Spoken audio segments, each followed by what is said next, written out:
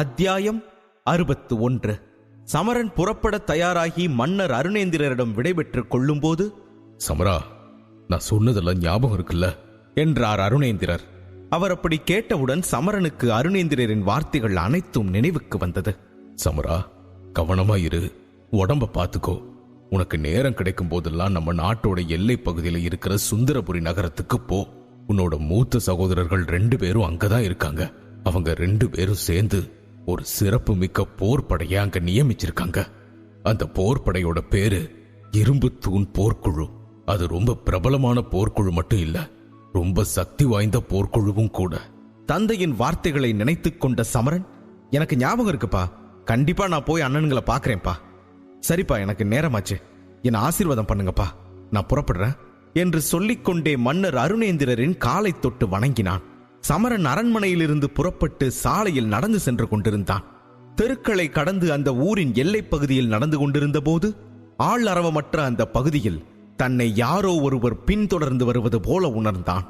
சட்டென நடப்பதை நிறுத்திக் கொண்டு அசையாமல் அங்கேயே நின்று விட்டான். ஆனால் அவன் நின்ற பிறகு அங்கே எந்த சத்தமும் இருக்கவில்லை. இதெல்லாம் தனது பிரம்மையாக இருக்கலாம் என்று நினைத்து மீண்டும் நடப்பதை தொடர்ந்தான். மீண்டும் யாரோ ஒருவரின் காலடி சத்தம் தனக்கு வெகு அருகில் ஒலித்தது. சட்டென சத்தம் வந்த திசையை நோக்கி மின்னல் வேகத்தில் திரும்பினான்.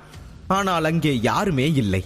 ஆள் நடமாட்டம் இல்லாத அந்த பாதையில் வெறும் மரங்களும் செடிகளும் மட்டுமே ஆங்காங்கே இருந்தது. சமரனுக்கு வியர்த்து கொட்டியது. அவன் ரகசியமான குரலில் வருணமித்திரரிடம், குருவே, இங்க யாரும் நம்மளை பின்தொடர்ந்து வர்ற மாதிரி இருக்கு, உங்களுக்கு ஏதாவது தெரியுதா என்றான். ஐயோ சமரா, திடீர்னு என்ன கேட்டா எனக்கு எப்படி தெரியும்? நான் கொஞ்ச நேரம் நல்லா தூங்கிட்டேன் சமரா. அதோ பாரு, அந்த பெரிய மரத்துக்கு பக்கத்துல செடிகள் அசைகிற மாதிரி தெரியுது. அத பார்த்தா காத்துல அசைகிற மாதிரி தெரியல. இப்போதான் யாரோ அதை கடந்து போன மாதிரி இருக்கு. எனக்கு என்னவோ அந்த மரத்துக்கு பின்னாடிதான் நீ தேடுற மர்மம் ஒளிஞ்சிருக்குன்னு தோணுது என்றார். சமரன் ஒன்றும் புரியாமல் சுற்றும் முற்றும் கவனித்தான். அங்கே ஒரு பெரிய மரத்துக்கு அருகே சில செடிகள் மட்டும் அசைந்து கொண்டிருந்தது. சமரன் சட்டென தனது வாளை உருவி கையில் எடுத்துக்கொண்டு மெல்ல அந்த மரத்துக்கு அருகில் சென்றான். சத்தமின்றி மெதுவாக கால் வைத்து மெல்ல மெல்ல மரத்தை நெருங்கி வாளை தயார் நிலையில் வைத்துக் கொண்டு மூச்சை ஒருமுறை ஆழமாக இழுத்துக்கொண்டு வேகமாக மரத்துக்கு பின்னால் இருக்கும் நபரை தாக்குவது போல சட்டென வேகமாக வாளை ஓங்கினான். என்ன கொன்னுடாத சமரா, என்ன கொன்னுடாத, நான் தான் உன் நண்பன் அகிலன், என்ன கொன்னுடாதடா, நான் எங்க அப்பாவுக்கு 2 பையன்டா, என்ன விட்டுடு. அதோட இல்லாம என்ன நீ கொன்னுட்டேன்னா சொந்த நண்பனையே கொன்ன பழி உனக்கு வந்து சேர்ந்துடும், அதுக்காக தான் சொல்றேன் என்று ஒரு நபர் படபடவென பொரிந்து தள்ளினான். அப்போதுதான் சமரன் அவனை நினைவு கூர்ந்தான். அங்கே சமரனின் பாலிய சிநேகிதன் அகிலன் தான் நின்று கொண்டிருந்தான். டே அகிலா, நீயா என்று மகிழ்ச்சியோடு கேட்டான் சமரன். இருவரும் அன்போடு ஒருவரை ஒருவர் தழுவிக்கொண்டனர்.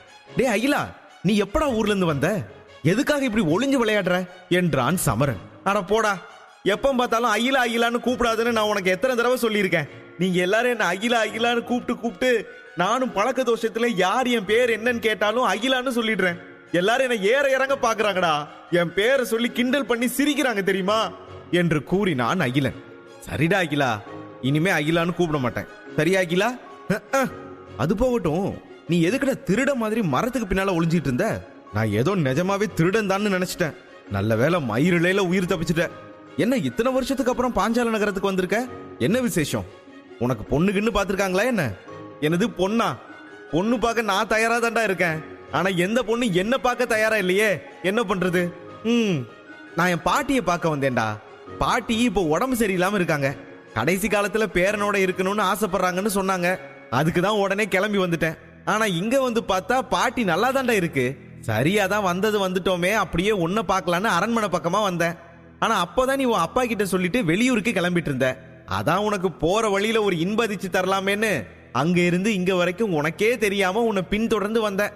ஆனா நீ என்னடான்னா உயிர் நண்பனோட உயிரையே எடுக்க பாக்குறியேடா. சரி கோச்சுக்காதடா, வா கொஞ்சம் தூரம் பேசிட்டே போகலாம் என்று சொல்லி இருவரும் பேசிக்கொண்டே நடக்க ஆரம்பித்தார்கள். அவர்கள் சிறிது தூரம் நடந்து சென்ற பிறகு அந்த மரத்துக்கு அருகில் இருந்த வேறொரு மரத்திற்கு பின்னால் இருந்து நிகண்டன் தனது தலையை வெளியில் நீட்டி எட்டி பார்த்தான். சமரனும் அகிலனும் பேசிக்கொண்டே நடந்தனர். எதுக்குடா இப்ப அவசரமா வெளியூருக்கு கிளம்புற? இந்த ஊருக்கு என்ன? நான் உன்னை பின்தொடர்ந்து வர்றது கூட தெரியாத அளவுக்கு அப்படி என்ன ஆழமான யோசனை என்று கேள்விகளை அடுக்கிக் கொண்டே சென்றான் அகிலன். அது நான் என் அண்ணன்களை பத்தி தாண்டா யோசிச்சுட்டே இருந்தேன். அவங்க 2 பேரும் இந்த நகரத்தை விட்டு வெளியேறி ரொம்ப வருஷமாச்சு. இந்திர விழா முடிஞ்ச கையோட கிளம்பி போனாங்க. இப்போ சக்தி வாய்ந்த போர்ப்படையை உருவாக்கி அதை கவனிச்சிட்டு வராங்க. அவங்க போர்க்குழுவை கையாள்றதுல அதிக அக்கறையோட இருந்ததுனால அதுக்கப்புறம் அவங்களால அரண்மனைக்கு திரும்பி வர முடியல. ஆனா அவங்க வரலன்னாலும் என்னால சின்ன வயசுல அவங்க கூட இருந்த தருணங்களை மறக்கவே முடியலடா என்று நெகிழ்ச்சியோடு கூறினான் சமரன். அப்போ உங்க அண்ணன்களை பார்க்க தான் வெளியூருக்கு போறியா என்றான் அகிலன். இருவரும் பேசிக்கொண்டே நடந்து கொண்டிருந்த போது ஒரு இனிமையான குரல் வந்தது. சமரா. குரலை அடையாளம் கண்டுகொண்ட சமரன் சத்தம் வந்த திசையை நோக்கி திரும்பிய போது யாத்ரா சற்று தொலைவில் நின்று கொண்டிருந்தாள்.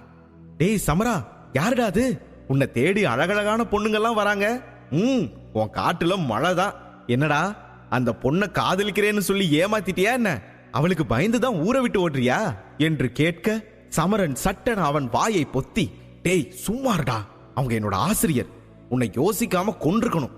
போனா போகுதுன்னு விட்டா ரொம்ப தான் பேசிட்டே போறியே. சரி சரி நீ கிளம்பு என்றான் சமரன். இதாண்டா உன்கிட்ட இருக்கிற கெட்ட பழக்கம். அந்த பொண்ணை பார்த்த உடனே உன்னோட உயிர் நண்பனை போக சொல்ற பாத்தியா என்றான் அகிலன். டேய் அப்படி இல்லடா, அவங்க என்கிட்ட ஏதாவது முக்கியமான விஷயமா பேச வந்திருப்பாங்க. நீ இருந்தா எதுவும் சொல்ல மாட்டாங்கடா. நீ என் நண்பன் தானே, தயவு செஞ்சு புரிஞ்சுக்கோ. ஏன்? போறேன்டா போறேன். இனிமே எனக்கு இங்க என்ன வேலை? இனிமே நான் உன்னை பார்க்க வந்தேன்னு வையேன், அப்புறம் பாரு என்று நொந்து கொண்டே புறப்பட தயாரானான். அப்போது சமரன் அவனை சட்டென நிறுத்தி, டேய் ஒரு நிமிஷம் நில்லுடா என்றான். என்ன மன்னிப்பு கேட்க போறியா?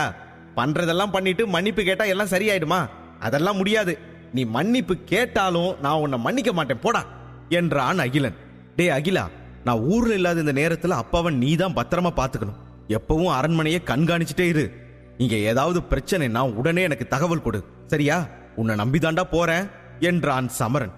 இதுக்கு மட்டும் நான் வேணும்ல?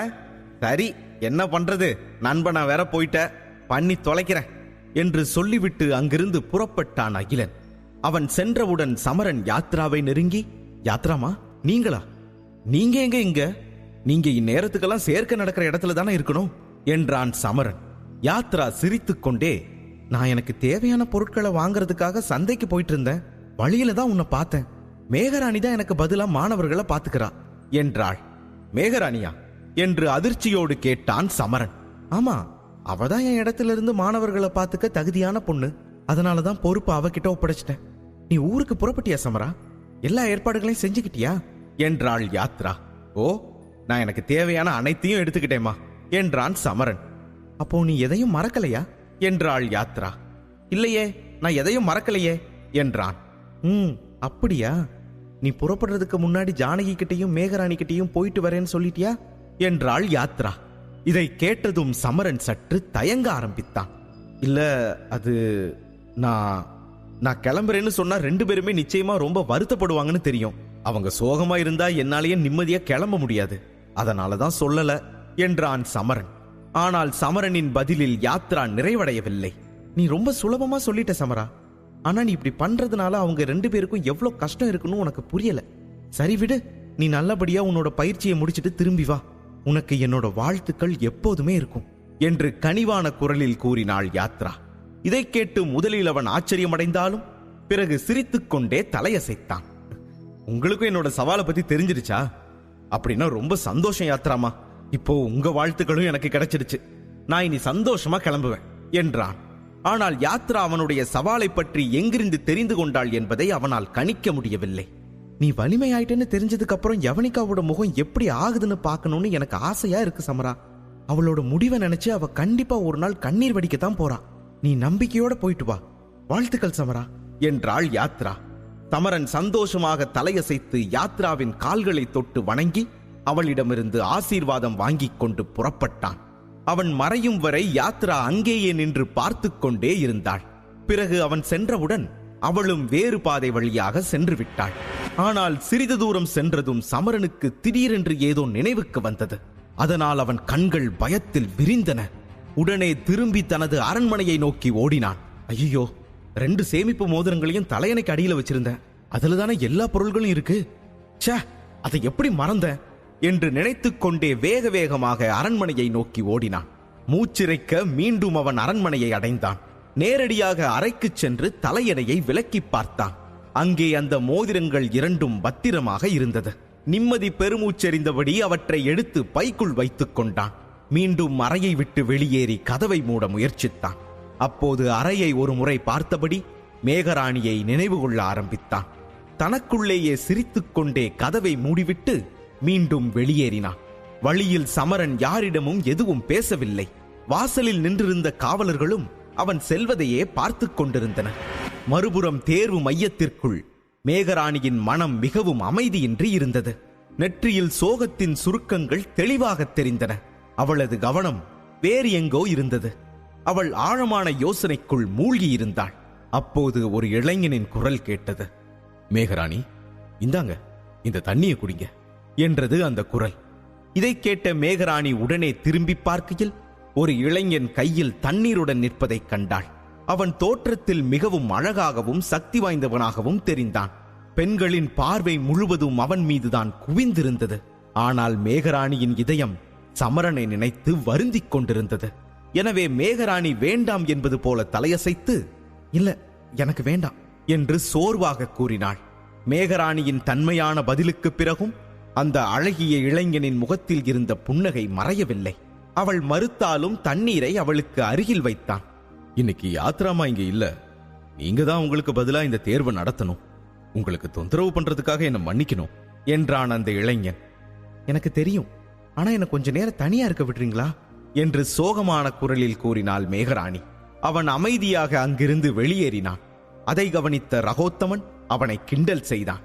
என்னாச்சு துர்கேஸ்வரா, நீ கொடுத்த தண்ணி அவ வாங்கிக்கலையா? உனக்கு எதுக்குடா இந்த வேண்டாத வேலை என்று கிண்டலாக கேட்டான். ரகோத்தமனும் அப்போது தண்ணீர் குடித்துக் கொண்டுதான் இருந்தான். தேவையில்லாம அந்த பொண்ணை பத்தி தப்பா பேசாத ரகோத்தமா. இந்த பயிற்சி பள்ளியிலேயே அவளை விட சக்தி வாய்ந்த பொண்ணு வேற யார் இருக்காங்கன்னு நீயே சொல்லு பார்க்கலாம் என்றான். உண்மைதான், ஒத்துக்கிறேன். அவளை விட சக்தி வாய்ந்த பொண்ணு வேற யாருமே இல்லதான். ஆனா அவ உன்கிட்ட எல்லாம் பேச மாட்டா. நீ அனாவசியமா நேரத்தை வீணடிக்காம உன்னோட வேலையை பாரு போ என்றான் ரகோத்தமன். இதை கேட்ட துர்கேஸ்வரன், இதோ பாரு ரகோத்தமா, ஆரம்பத்துல சண்டை போட்டுக்கிறவங்க தான் காலப்போக்கில் நல்ல நண்பர்கள் ஆயிடுவாங்க. நீ கேள்விப்பட்டது இல்லையா? இப்போ வேணா அந்த பொண்ணுக்கு என்ன பிடிக்காம இருக்கலாம், ஆனா போக போக அவ என்கிட்ட நல்லபடியா பேசத்தான் போறா, பழகத்தான் போறா. அதை நீயும் பார்க்க தானே போற என்றான் துர்கேஸ்வரன். இருக்கலாம், ஆனா அந்த பொண்ணு சமரனைத்தான் விரும்புறான்னு நினைக்கிறேன் என்றான் ரகோத்தமன். யாரு? நம்ம யாத்ராமாவோட சண்டை போட்டானே அந்த பையனா என்றான் துர்கேஸ்வரன். ஆமா, அவனேதான். அப்போ நீ இங்க இல்ல, வெளியில வேற யாரையோ சோதனை பண்ணிட்டு இருந்த. நாங்க எல்லாரும் அந்த சண்டைய பக்கத்துல இருந்து பார்த்தோம். அது மட்டுமா, சண்டை நடக்கும் போது நம்ம யாத்ராமா அவன் மேல நீர்மலை பாம்பு நுட்பத்தை பயன்படுத்தினாங்க. ஆனா அவன் அதுக்கும் அசரவே இல்லை தெரியுமா என்றான். முதலில் ரகோத்தமன் கூறியதை கேட்டு ஆச்சரியமடைந்தாலும் பிறகு தன்னை இயல்பு நிலையில் வைத்துக் கொண்டு, கவலைப்படாத ரகோத்தமா, அது யாரா இருந்தாலும் எனக்கு கவலை இல்ல. நான் யாருக்காகவும் எதுக்காகவும் எதையும் விட்டு கொடுக்கறதாவும் இல்ல. அவன் பலசாலிதான், அவனால சண்டை போட்டு எவ்வளவு வேணா ஜெயிக்க முடியும். ஆனா ஒரு பொண்ணோட மனச அவ்வளவு சுலபமா ஜெயிச்சிட முடியாது. அந்த விஷயத்துல அவன் என்கிட்ட தோத்துதான் போக போறான். என்னை பொறுத்த வரைக்கும் அவன் ஒரு முட்டாள். இல்லன்னா இவ்ளோ அழகான பொண்ணை விட்டுட்டு விடுப்புல போவானா எவனாச்சும்? ஆனா அவன் போனது கூட ஒரு விதத்துல நல்லதுதான். இந்த ஒரு வருஷம் போதும் எனக்கு அந்த பொண்ணோட மனசை ஜெயிச்சு காட்டுற. அதுக்கு முதல்ல அவன் மனசுல அந்த சமரனை பத்தி வெறுப்பு உண்டாக்குற என்றான் துர்கேஸ்வரன். மறுபுறம் தேர்வு மையத்தின் வாசலில் இருந்து ஒரு பெண் கத்திக்கொண்டே உள்ளே வந்து கொண்டிருந்தாள். மேகா, மேகா, அவன் போயிட்டான், அவன் கிளம்பி போயிட்டான் என்றாள். குரலை வைத்தே அது யாத்ராதான் என்பதை புரிந்து கொண்டாள் மேகராணி. யாத்ரா மேகராணிக்கு அருகில் வந்து, அவன் ஊருக்கு கிளம்பி போயிட்டான் மேகராணி என்றாள். அவள் சொன்னதை கேட்ட மேகராணியின் முகம் மேலும் சோகமாக மாறியது. அவள் தலையை குனிந்து கொண்டாள். அவளுக்கு அழ வேண்டும் போல இருந்தது. யாத்ரா அவளை ஆறுதல் படுத்த முயன்றாள். நீ வருத்தப்படாத மேகராணி, அவன் ஒன்னும் நிரந்தரமா இந்த ஊரை விட்டு போகலையே, இன்னும் ஒரே ஒரு வருஷம்தான், அவன் கண்டிப்பா திரும்பி வந்துடுவான் என்றாள். கண்ணீரை அடக்கிக் கொண்டே மேகராணி வலுக்கட்டாயமாக ஒரு போலி புன்னகையை வரவழைத்துக் கொண்டு, எனக்கு புரியுது என்றாள். சமரன் மாவீரனாகும் தருணத்தை தெரிந்து கொள்ள உடனே பாக்கெட் எஃப்எம் டவுன்லோட் செய்து இலவசமாக கேளுங்க. போர் கண்ட சிங்கம். லிங்க் டிஸ்கிரிப்ஷனில் கொடுக்கப்பட்டுள்ளது.